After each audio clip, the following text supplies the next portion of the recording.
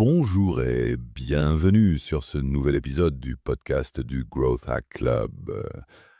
Aujourd'hui, je vais vous parler d'un sujet essentiel qui agit souvent comme une arme silencieuse, l'inflation. On l'imagine comme un simple phénomène économique, une normalité, mais en réalité, c'est un mécanisme qui redistribue les cartes, crée des gagnants et des perdants et influence profondément nos vies. Qu'est-ce que l'inflation, concrètement?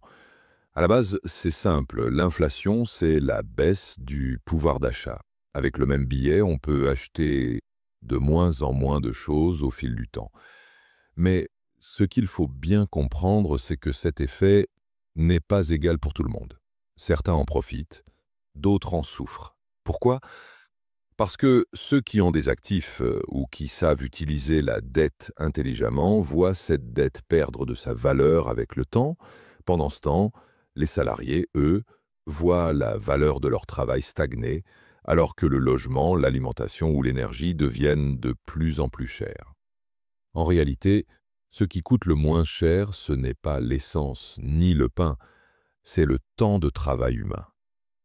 Un outil de contrôle silencieux. C'est pour ça qu'on parle parfois de l'inflation comme d'un vol légal ou d'une taxe déguisée, parce qu'elle enferme une grande partie de la population dans une contrainte permanente, en rendant l'indépendance financière beaucoup plus difficile à atteindre. Et son côté silencieux vient du fait que la plupart des gens n'en comprennent pas vraiment les mécanismes. Les chiffres officiels versus la réalité. On nous annonce une inflation à X%, mais dans la vie de tous les jours, on a l'impression qu'elle est bien plus forte. Pourquoi? Parce que ces chiffres ne prennent pas en compte la baisse de qualité des produits, ni leur durée de vie réduite. C'est la shrinkflation, moins de produits pour le même prix, ou la cheapflation, une qualité réduite mais au même tarif.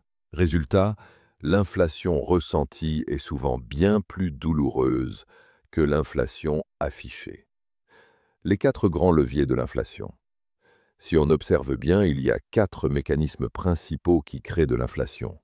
Pour l'augmentation de la masse monétaire, plus d'argent en circulation pour la même quantité de biens, la monnaie perd de la valeur, point.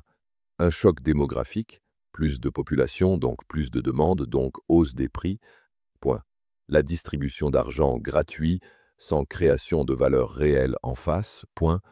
Un choc sur l'offre, une hausse brutale du prix de l'énergie, des blocages de production, moins d'offres disponibles, donc prix qui grimpe. Comment se protéger? Alors, face à ça, quelle solution? Point. Point. Les marchés financiers, oui,